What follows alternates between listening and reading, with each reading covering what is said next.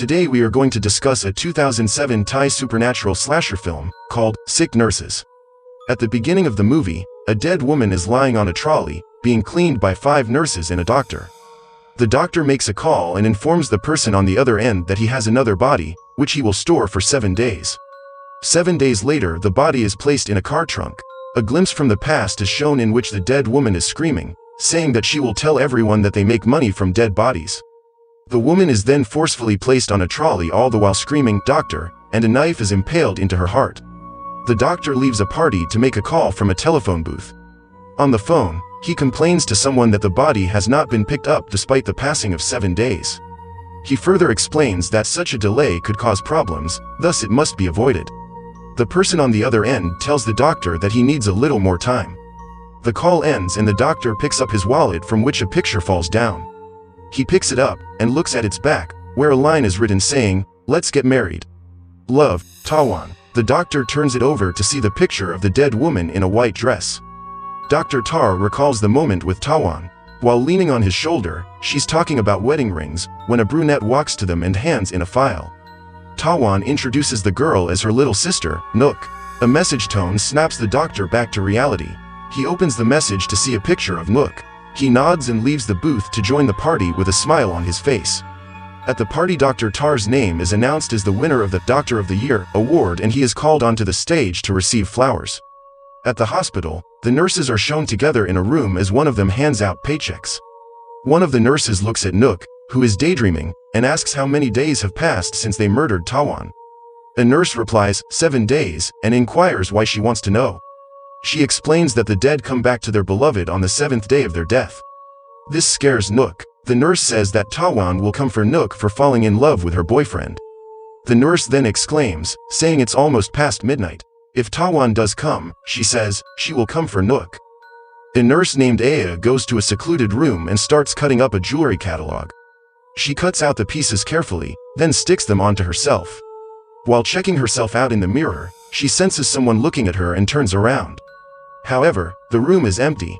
Aya starts catwalking around the room, then stops in front of a window to look at her reflection. While she's observing her face, a hand comes into her face and she falls down. She watches in horror as a person comes out of her bag and starts advancing towards her. She turns to pick up a knife from the table, but when she looks back, she notices that the person is not there anymore. She runs back into the hallway. Suddenly, the noise of a falling table startles her, making her fall on the floor. There, she sees Tawan walking towards her. Tawan walks into a shadow and becomes a ghost as a black hand grabs Aya's neck. Yim is shown doing yoga in her room. While doing yoga, she holds her leg up, however, her leg gets stuck midair. Suddenly, it falls on the floor. After taking a shower, she walks in front of a projector and looks at the muscle cutting projected on herself. Looking at them, she starts tracing the lines on her body. Afterwards, she sits on a couch with a dumbbell and starts exercising. During the exercise, she feels a hand on her head. She looks up but sees nothing. When she looks back down, the ghost is sitting in front of her. She jolts backwards and the dumbbell starts floating in the air. A moment later, the dumbbell is thrown at her, but she ducks to save herself. A storm starts inside the room. Hair comes down from the ceiling and starts grabbing her arms and neck, starting to strangle her. She looks at the ceiling and sees the ghost of Tawan. Slowly, the hair covers her whole face. Jo enters a room and takes her dress off. She turns on some music and starts reading a magazine while eating chips. She then gets up for a drink. She makes a drink from tomatoes, water, and drinks it up. The liquid makes her nauseous, so she takes out a bag and pukes in it. She puts the bag on a machine and goes to the bathroom to wash her face. As she's busy in the bathroom, the ghost starts climbing the wall behind her. When the nurse notices the ghost, she freezes in fear and stands there, petrified. Suddenly, her cap is swooped off of her head. When she turns to look, she finds the wall empty. She looks back at the mirror to see a shadow moving across the other room. As she looks around, the ghost grabs Jo's hand and head. It then starts poking her mouth with the brush she's holding, making her bleed. She jerks the ghost's hand off of hers and makes a run for it. However, she soon realizes she's running in a loop of the corridor. Exhausted, she falls on a table. When she gets up, a scalpel is impaled into her thigh. She gets up, pulls the scalpel out and starts limping forward.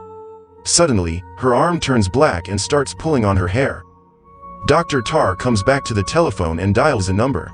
However, the number he dialed turns out to be switched off. Tar goes over to a wall and leans on it. He pulls a cigarette from his jacket and remembers how Twangwit once withheld a lighter from him when he tried to light his cigarette. At the party, a couple starts bickering.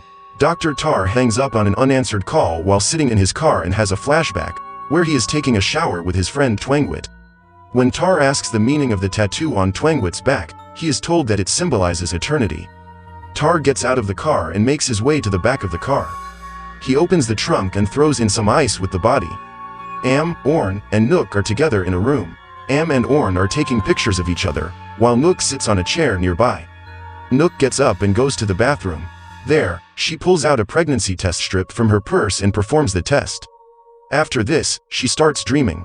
A knock on the door snaps her out of the trance. When she looks outside, she finds Am and Orn begging for her help. Their arms are stuck to a table. Nook's eyes, however, are stuck elsewhere.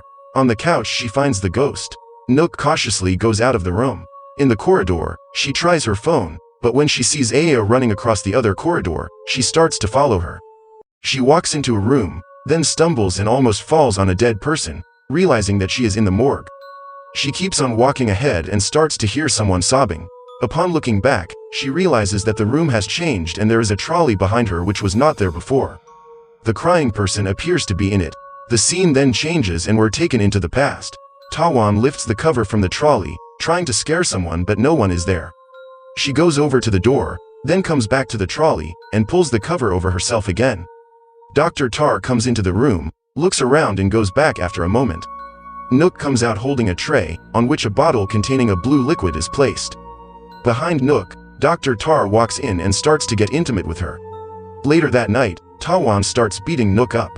She grabs her by the hair and throws her on the floor. She tries to beat her again, but the other nurses save Nook. She then yells that she would tell everyone that they make money from dead people. Nook goes over to the trolley from which she can hear the sobbing. She pulls the covers off of the person, who is revealed to be Tawan. In sheer horror, Nook backs away from the trolley. She opens up her cell phone with shaking hands. She then looks back, but her sister is gone. She turns her attention back to the phone and calls Dr. Tar to warn him about Tawan's appearance. When Tar answers the phone, Tawan makes Nook sweet-talk him to hurry back to her by saying she has a surprise for him. Nook then tries to hit Tawan, but there is no sign of her. While running in the corridor, Am and Orn are separated. Orn gets in the elevator, while Am ends up in front of the control room. Am runs into the control room and looks into the cameras. When she finds Orn on the screen, she warns her over the phone that the ghost is behind her, but the phone gets disconnected. Orn is thrown to the side of the elevator. Am takes a look at the other cameras and finds each and everyone being tortured by Tawan. Aya, being strangled by her own hand, unable to breathe properly, collapses to the floor and gets pulled away.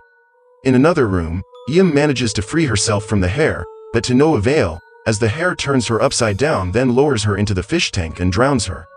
Jo, on the other hand, is being forced by her own hand into eating trash and soot.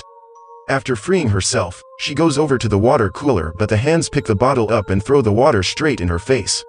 Aya's bag bumps her into another room. In there, she looks at the preserved specimens. In the middle of the room, Tawan is sitting on a shelf. Jo opens the door to run, but on the other side she finds a wall. The ghost gives Jo blades which her hands make her eat. She chews them and cuts her lower jaw and tongue. Afterwards, a baby-like specimen is lodged in her throat, making her suffocate to death. While watching all this, Am calls Orn again. Orn wakes up to the ringing of the phone but seems to be unable to find it. Suddenly, she feels the phone stuck inside her right cheek. The ghost stands in the corner, watching her, but when she looks towards her, she is slammed into the side of the elevator. The phone in her cheel breaks due to the impact. The shattered pieces of the broken phone fall out from her mouth, accompanied by a lot of blood. She tries to run but is put in a box and placed behind Am. Nook runs into Aya with the bag attached to her head. In the control room, Am is being controlled by the ghost into cutting Orn's limbs. Back in the corridor, Nook opens the bag and looks at Aya. She then grabs a pair of scissors from the purse and starts cutting the stitches on her neck. Nook manages to cut the stitches and pulls the string out of her neck, but instead of the bag, Aya's head drops down to the floor. Nook runs down the stairs towards the exit, but on the stairs, she finds some nurses walking down. She calls to them but finds out that they are not actually nurses, but some deranged beings. They surround Nook, who pulls out the pregnancy test strip and starts to kill them one by one. after cutting Orn's leg and an arm, and looks at her hands, which are now holding a dentist's mouth clamps. A flashback begins in which Tawan is being held down and is crying, saying that Tawan is not dead. Kisses her on the forehead and then kills herself. After killing the attackers, Nook runs outside where she is beaten to the point where her child dies.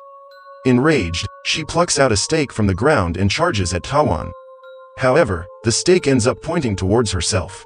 Just then, the clock strikes 12, making the ghost lose power and making her squirm in pain. Taking the opportunity, Nook drives the stake into the ghost, but Tawan starts laughing at Nook. She then pins Nook down and uses the hospital's medic sign to crush her head. In the hospital, as Dr. Tar is dragging Tawan's body up the stairs, he recalls seeing her in a wedding dress. It is revealed that Tawan was actually Tangwit, but with surgery, he turned himself into a woman. Tar goes into a flashback in which he is flirting with every one of the 6 nurses. Twangwit latches onto Tar. He tries to push her away from himself, but she is stronger. They both look to the side where they hear the sound of a liquid splashing to see Nook throwing petrol on Tawan's body. A flashback begins which reveals that Nook was the one who stabbed Tawan in the heart. After that, Tar tells her that he will marry her. She lights a match and throws it on the body, setting it alight. As a result, the ghost disappears. As Tar and Nook run down the stairs, Nook suddenly starts screaming in pain as Twangwit comes out of her. He goes over towards Tar and says, "Marry me," and the screen blacks out.